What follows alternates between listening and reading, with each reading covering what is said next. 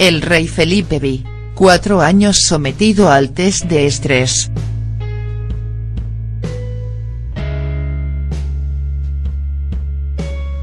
Han sido 48 meses, 1462 días. 4 años en los que ha permanecido inalterable el telón de fondo anterior, aunque con tonos algo más grises y algunos claros. Durante los años más duros de la crisis financiera, más de un bancario se quejó amargamente, incluso en público, por el extraordinario rigor de los famosos test de estrés, que simulaban la capacidad de la entidad ante situaciones extremas con el fin de evaluar su solvencia. Nos ponen en situaciones extremas inimaginables, decían algunos. No eran tan inimaginables, como se supo después. La realidad superó en algunos casos a la ficción. Y lo cierto es que aquellos test ordenaron la cascada de fusiones por absorción a la que hemos asistido durante los últimos años, que en algunos casos fueron simples ventas de unas entidades a otras. Lo que sí era inimaginable en junio de 2014, durante el solemne relevo en la jefatura del Estado, es que la corona española fuese a entrar en modo test de estrés permanente, durante 4 años ininterrumpidos, de momento, con inputs no simulados. Ni el mismo Felipe V se lo esperaba. Han sido 1462 días en los que la microhistoria de España ha puesto a prueba, con una cierta contundencia, la capacidad y la solvencia de la institución monárquica, la de la familia real y, por ende, la del conjunto de las instituciones del Estado. Aquel jueves 19 de junio de 2014. Con los ecos de Botsuana demasiado próximos y el caso Noos en plena ebullición, España ponía en marcha por primera vez el mecanismo constitucional de sucesión en su jefatura. Y en la opinión pública, en la que reinaba una prolongada desafección institucional, se abrían sendas hacia la esperanza, animadas también por los primeros indicadores que alumbraron la salida de la larga crisis económica. Decisiones ejemplarizantes. El rey Felipe madrugó a la hora de tomar decisiones.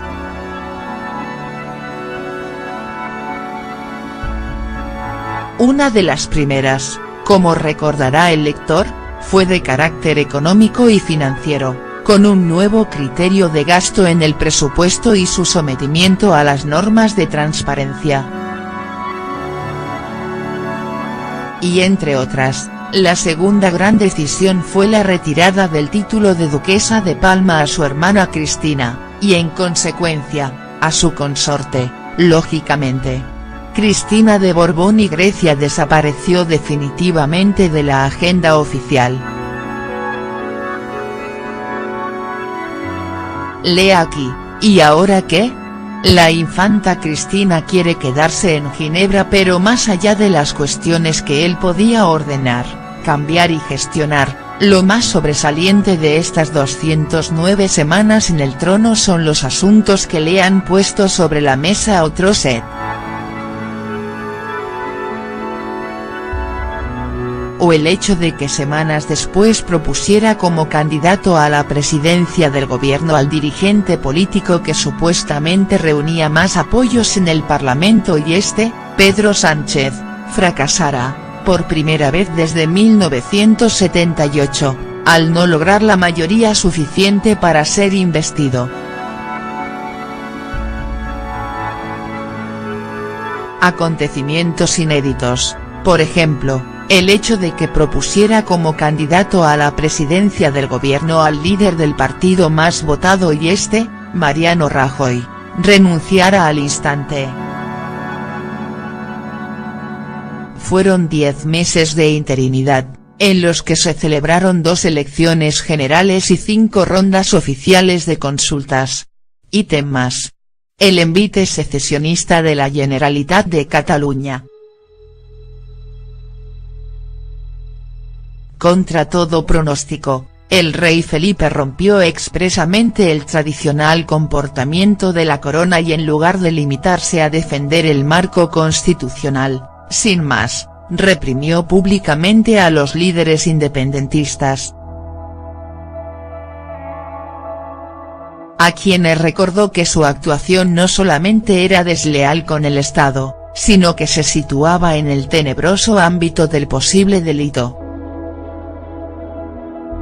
Y como colofón, 2 hechos relevantes: 1, el repentino cambio de color político en el gobierno como consecuencia de la primera moción de censura que prospera en la España constitucional. El rey Felipe firmó el Real Decreto del nombramiento de Pedro Sánchez como presidente del gobierno con fecha del 1 de junio pasado. 2. El ingreso en prisión de Iñaki Urdangarín, que viene a refrendar, a la postre, que nunca hubiera ocurrido algo así con las medidas de rigor y transparencia que adoptó el rey Felipe inmediatamente después de acceder al trono. Un borrón para la historia, este último acontecimiento, que coincide prácticamente con su 4º aniversario como rey de España, se revela como un borrón histórico en las efemérides de un mes tan significativo y tan especial para don Felipe. Han sido 48 meses, con test de estrés casi diarios, en los que ha permanecido inalterable el telón de fondo anterior, aunque con tonos algo más grises y algunos claros. El gris corresponde al pesimismo que induce el mal comportamiento de un significativo número de responsables políticos en toda España.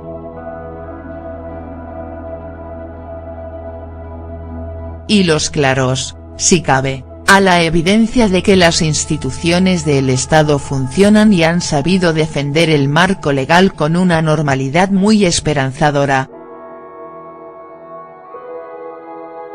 Esta ha sido, sin duda, la actitud del rey. La institución monárquica ha funcionado en estos 4 años con normalidad.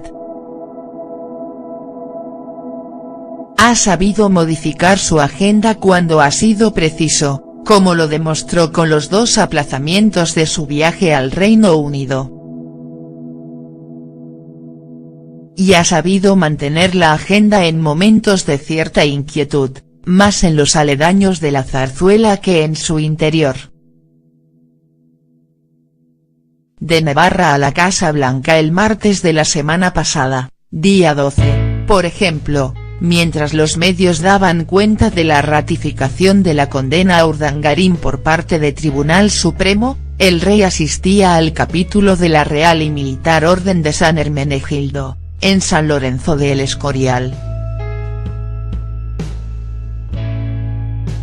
Al día siguiente, hacía acto de presencia en Navarra en el marco del Congreso Internacional Arquitectura y Sociedad, mantenía un encuentro con el Colegio de Abogados y visitaba las instalaciones de una gran empresa, el Grupo Torres, líder en automatización de procesos industriales, con 7 centros de trabajo en todo el mundo, 805 empleados y unas ventas anuales de 170 millones de euros.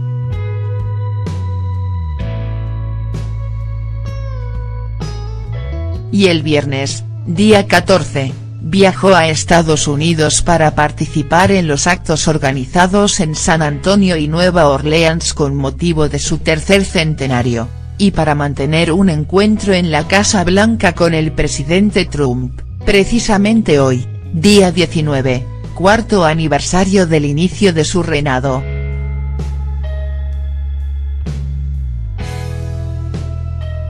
Por primera vez desde 1978, al no lograr la mayoría suficiente para ser investido.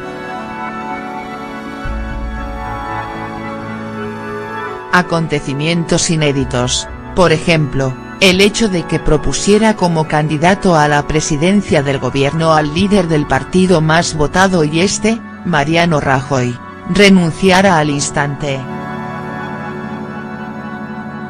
Fueron 10 meses de interinidad, en los que se celebraron 2 elecciones generales y 5 rondas oficiales de consultas. Ítem más. El envite secesionista de la Generalitat de Cataluña. Contra todo pronóstico, el rey Felipe rompió expresamente el tradicional comportamiento de la corona y en lugar de limitarse a defender el marco constitucional, sin más, reprimió públicamente a los líderes independentistas. A quienes recordó que su actuación no solamente era desleal con el Estado, sino que se situaba en el tenebroso ámbito del posible delito. Y como colofón, 2 hechos relevantes: 1, el repentino cambio de color político en el gobierno como consecuencia de la primera moción de censura que prospera en la Lo que sí era inimaginable en junio de 2014, durante el solemne relevo en la jefatura del Estado, es que la corona española fuese a entrar en modo test de estrés permanente, durante 4 años ininterrumpidos, de momento, con inputs no simulados. Ni el mismo Felipe V se lo esperaba. Han sido 1462 días en los que la microhistoria de España ha puesto a prueba, con una cierta contundencia, la capacidad y la solvencia de la institución monárquica, la de la familia real y, por ende, la del conjunto de las instituciones del Estado. Aquel jueves 19 de junio de 2014, con los ecos de Botsuana demasiado próximos y el caso Noos en plena ebullición, España ponía en marcha por primera vez el mecanismo constitucional de sucesión en su jefatura. Y en la opinión pública, en la que reinaba una prolongada desafección institucional, se abrían sendas hacia la esperanza, animadas también por los primeros indicadores que alumbraron la salida de la larga crisis económica.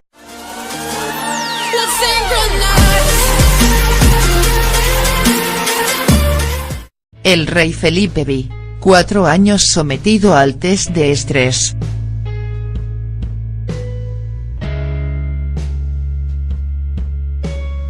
Han sido 48 meses, 1462 días. 4 años en los que ha permanecido inalterable el telón de fondo anterior, aunque con tonos algo más grises y algunos claros. Durante los años más duros de la crisis financiera, más de un bancario se quejó amargamente, incluso en público, por el extraordinario rigor de los famosos test de estrés, que simulaban la capacidad de la entidad ante situaciones extremas con el fin de evaluar su solvencia. Nos ponen en situaciones extremas inimaginables, decían algunos. No eran tan inimaginables, como se supo después. La realidad superó en algunos casos a la ficción.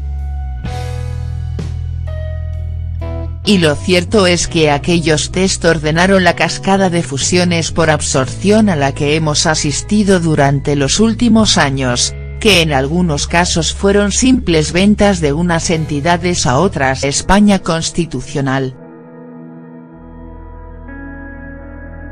El rey Felipe firmó el Real Decreto del nombramiento de Pedro Sánchez como presidente del gobierno con fecha del 1 de junio pasado. 2. El ingreso en prisión de Iñaki Urdangarín, que viene a refrendar, a la postre, que nunca hubiera ocurrido algo así con las medidas de rigor y transparencia que adoptó el rey Felipe inmediatamente después de acceder al trono. un borrón para la historia. Este último acontecimiento, que coincide prácticamente con su cuarto aniversario como rey de España, se revela como un borrón histórico en las efemérides de un mes tan significativo y tan especial para don Felipe. Han sido 48 meses, con test de estrés casi diarios, en los que ha permanecido inalterable el telón de fondo anterior, aunque con tonos algo más grises y algunos claros. El gris corresponde al pesimismo que induce el mal comportamiento de un significativo número de responsables políticos en toda España.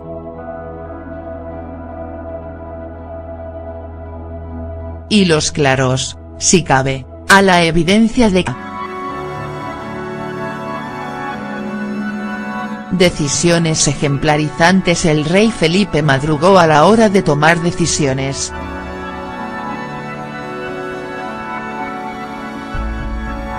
Una de las primeras, como recordará el lector, fue de carácter económico y financiero, con un nuevo criterio de gasto en el presupuesto y su sometimiento a las normas de transparencia.